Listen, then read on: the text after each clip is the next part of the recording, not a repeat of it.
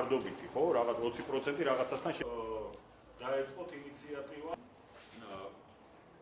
ასეთი შემცირების ზონე მიაღწიოს 20%.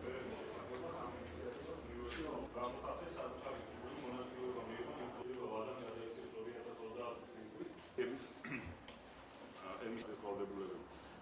არც თუ ბევრია, მაგრამ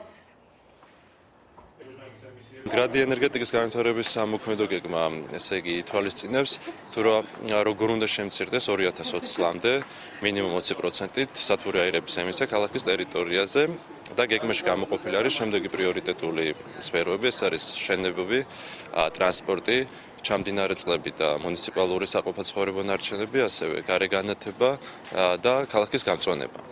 ამ მიმართულებით ჩვენ უკვე დავიწყეთ მუშაობა, მაგალითად სატრანსპორტო ინფრასტრუქტურის შემთხვევაში გაეროს განვითარების პროგრამის მიერ დაახლოებით $1 მილიონ არის გამოყოფილი ბათუმში მდგრადი სატრანსპორტო ინფრასტრუქტურის განვითარებისათვის. გარდა ადგილობრივი ეკოლოგიური სიტუაციისა, შეიცვლება და წახალისდება ადგილობრივი ბიზნესები, რადგანაც ამ ტიპის ღონისძიებების განხორციელება როგორც წესი ეფუძნება ადგილობრივი განახლებადი ენერგეტიკული რესურსების გამოყენებას. მნიშვნელოვანია, რომ ბათუმმა გაითვალისწინოს ის პრაქტიკა, რომელიც საპორტო ქალაქებს ახასიათებს, რეიდზე მდგომი გემები, რომლებიც საკმაოდ დიდი დამაბინძურებლები არიან ატმოსფეროზე, იმიტომ რომ დიზელ გენერატორებით ხდება ელექტროენერგიის მომარაგება. განვითარებული საპორტო ქალაქები ზღუდავენ და ანაცვლებენ ალტერნატიული განახლებადი ენერგიით.